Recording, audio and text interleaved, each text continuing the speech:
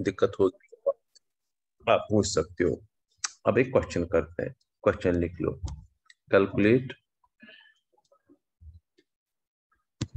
Simple question है, osmotic pressure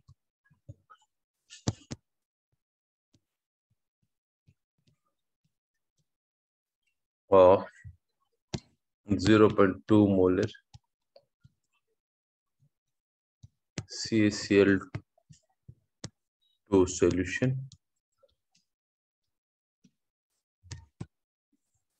at 27 degrees Celsius,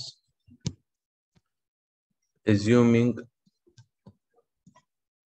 complete dissociation. Assuming complete dissociation. मतलब CaCl2 पूरा का पूरा डिसोसिएट होता है, ये क्वेश्चन है।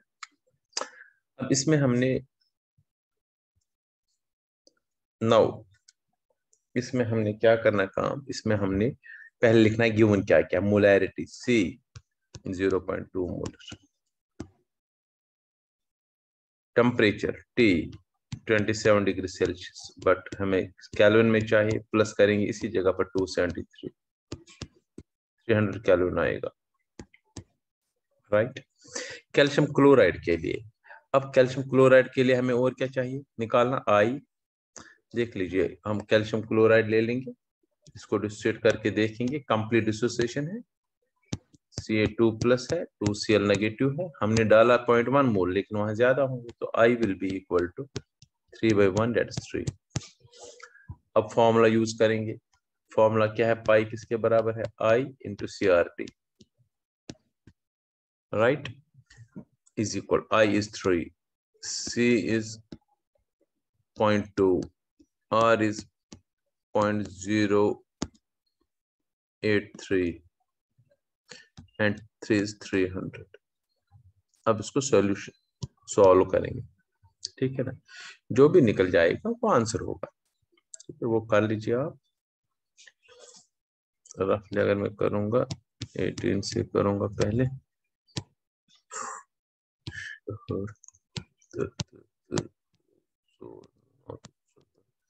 149400, 3 4 के बाद 3 4 14.94 आ गया, 14.94 बार इसका आंसर आ गया, करेक्ट।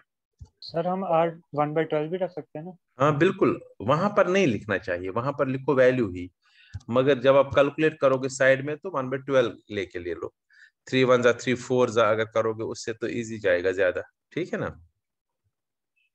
करेक्ट, उससे ज्यादा इजी एग्जैक्टली आएगा।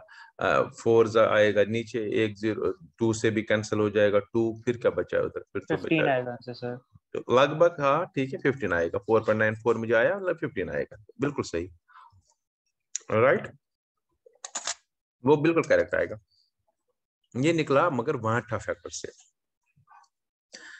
वाटा फैक्टर के बेस पे। अब मैं एक क्वेश्चन बताता हूँ आपको, बड़ा इंपॉर्टेंट, मैं देखना चाहूंगा कितने बचे, देखो यही क्वेश्चन अगर ऐसे लिखूंगा मैं, देखो कितना फर्क आएगा। कैलकुलेट ऑस्मोटिक प्रेशर, नॉर्मली हम ऑस्मोटिक प्रेशर से ही निकालते हैं, सबसे ज्यादा extensively use properties osmotic pressure, और समझने के लिए इजी भी हो जाता है इसका। ऑस्मोटिक प्रेशर ऑफ, अभी ये मत लिख लीजिए क्वेश्चन, ये थोड़ा सा मैं सिर्फ समझने के लिए बता रहा हूँ।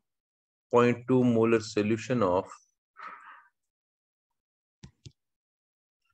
सपोज यही मैं दे दूं, यहाँ कोई और K4FeCN6 नॉर्मल, अगर ये पूरा डिसोसिएट हो जाएगा बेटा, तो 5 बताया था ना हमने इसका वाटा फैक्टर एट 300 केल्विन, पर साथ में गिवन ये होगा एज्यूमिंग, अब CBSE में ऐसे क्वेश्चन आ जाएंगे, 80% डिसोसिएशन, स्टेट बोर्ड में तो अभी तक ऐसे क्वेश्चन नहीं आए हैं। अब देखो इसमें एक और एक यहाँ पर एक ट्विस्ट है, ट्विस्ट ये है कि 80% ही ये डिसोसिएट हो रहा है, ये कंप्लीटली डिसोसिएट नहीं हो रहा है, तो इसलिए पहले हमें ये पढ़ना पड़ेगा extent of dissociation, last part इसका, एक्सटेंट ऑफ डिसोसिएशन और एक्सटेंट ऑफ एसोसिएशन से क्या मतलब, राइट? तो अब next question is what is meant by, इस क्वेश्चन को अभी रहने दो उधर, what is degree of dissociation? Degree of dissociation से क्या मतलब है? डिग्री ऑफ डिसोसिएशन का मतलब है कि एक मोल अगर मैंने डाला, इसमें कितने मोल डिसोसिएट होते हैं, फ्रैक्शन, डिग्री मतलब fraction, fraction of number of moles of solute dissociated, simple. Degree of fraction means fraction होता है आउट ऑफ 1, एक मोल में, fraction of number of moles of solute dissociated, moles of solute dissociated, fraction of number of moles of solute dissociated, fraction is always out of 1, ये है definition of degree of dissociation की। fraction of number of moles, fraction कैसे निकालेंगे? 1 मतलब suppose 400 marks आए किसी के 500 में, मैं कह रहा हूँ फ्रैक्शन क्या आएगा 1 में, कैसे 400 डिवाइडेड बाय 500, सो इसलिए इसको अल्फा से डिनोट करते हैं, तो alpha is equal to number of moles dissociated upon total number of moles, कितने मोल डिसोसिएट हो गए और हमने कितने मोल लिए थे, number of moles take, suppose मैंने 100 मोल्स लिए थे, तो 100 मोल में से मैं कह रहा हूं कि 10 मोल डिसोसिएट हो गए, सो 10 में 100 आएगा, 0.1 हो गया डिग्री ऑफ डिसोसिएशन। तो अब डिग्री ऑफ डिसोसिएशन तो हमने किया, हमें अब इसके साथ ये लिखना है relation between, this is important now, I and degree of dissociation। I निकालने के लिए दिस इज थोड़ा सा ये एडिशनल चीज है, ये नॉर्मली एंट्रेंस में ही आएगा ये चीज कि ऐसे numericals, relation between I and alpha, I and alpha में क्या रिलेशन है, you just remember the relation. Relation इसके लिए हम जो लिखते हैं अल्फा इक्वल टू, ये रिलेशन सिंपल याद रख लो, I minus 1 upon n minus 1, you have to remember this relation। अब देख लो बेटा, I minus 1 upon n minus 1 का मतलब I is van't factor, alpha is degree of dissociation, n क्या है, n है नॉर्मली अगर एक मोल में ले लूं वो कितने नॉर्मल कंडीशन में देते हैं particles, suppose K for efficiency, देखो बेटा मैं अब यहाँ पर बताता हूँ, ये क्वेश्चन इस फॉर्मूला से लास्ट आज बस, calculate value of I, value of I ये आप नोट कर लो, फॉर 50% डिसोसिएशन ऑफ, इससे समझ आएगा। ऑल्दो आपको स्टेट बोर्ड वाले बच्चों को सिर्फ abnormal molar mass and van't factor के डेफिनेशन तक याद करना है, दैट इज सफिशिएंट, लेकिन अगर इतना भी लर्न करोगे तो बहुत अच्छी बात है।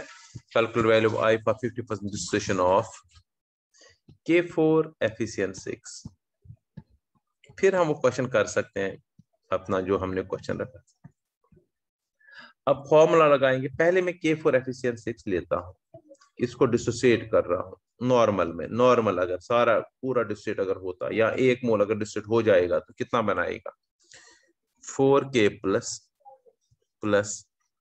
Fe6 पूरा, ऐसे मैंने कहा था स्क्वायर ब्रैकेट पार्ट ऐसे रहता है हमेशा, 4 नेगेटिव, बताओ कितने पार्टिकल, एक पार्टिकल डिसोसिएट होने से बन गए, शाबाश, 4K और 1 बनाए स्क्वायर ब्रैकेट पार्टिकल पूरा, तो कितने हो गए टोटल 5, n होता है यही, नॉर्मल कंडीशन में एक मॉलिक्यूल अगर डिसोसिएट होगा तो, अगर ये सारा डिसोसिएट होता तो I ही होता 5, मैंने कहा फिर डिसोसिएट 5/1 लिखते तो 5 ही होता, लेकिन यहाँ पर है 50% dissociation, so what is alpha here, degree of dissociation 50%, 50% मतलब 50/100, करेक्ट, 0.5। अब फॉर्मूला ये वाली फॉर्मूला आप लगा दो, this one alpha is equal to, alpha निकाल I निकालना हमें, alpha is equal I minus 1 upon n minus 1, ये फॉर्मूला याद रखनी है, ये कैसे निकाली है उतना आप डीप मत जाओ, सिर्फ फॉर्मूला याद रखो, अल्फा इज 0.5, I क्या है निकालना है, -1 फॉर्मूला का, n क्या है नॉर्मल कंडीशन में 5 तो 5 माइनस 1, 4 इंटू 5 को 2 तो आई निकल जाएगा इसका, आई विल बी इक्वल 3, तो हमें इसका आई निकला 3। अब कोई भी क्वेश्चन आ जाए आपको, डिग्री ऑफ डिस्टिंक्शन भी आ जाए तो आप कर सकते हो, अब कोई दिक्कत नहीं है। अब ये क्वेश्चन जो है, अब ये क्वेश्चन आएगा आपको दिस वन। बताओ अब क्या क्या करेंगे इसमें। सबसे पहले आई निकालना है। अब आई निकालने के लिए क्या होगा इसमें, कैलकुलेशन ऑफ आई, बाकी तो इजी है। तो अगर जब कैलकुलेशन आई इसमें इस क्वेश्चन में निकालेंगे आई, बताओ आई कैसे निकलेगा। शाबाश, 80% तो अल्फा इज 0.8। अच्छा, एन कितना है इसमें, एन इज 5, तो फॉर्मूला लिख लो आई के लिए, आई इज इक्वल, शाबाश, अल्फा इज इक्वल, अल्फा क्या है, alpha is equal I minus 1 upon N minus 1। निकालेंगे अब अल्फा, अल्फा इज 0.8, 80% मतलब 80/100, 0.8 इज इक्वल, 80/100 भी लिख सकते हो, कोई फर्क नहीं। I minus 1 upon n is 5, 5 minus 1, 4 into 8 हो गया, 3.2 प्लस 1 हो गया 4.2 निकला यहाँ पर आई। समझ आया। अब इसके बाद डायरेक्ट फॉर्मूला लगाएंगे, कौन सी formula, pi is equal to I into C into R into T, तो आपको निकल जाएगा। सबसे डिफिकल्ट क्वेश्चन अगर आएगा तो यह क्वेश्चन आ सकता है, डिफिकल्ट क्वेश्चन, लेकिन सीबीएसई में ही जनरली आता है, एंट्रेंस बेस में आता है, राइट।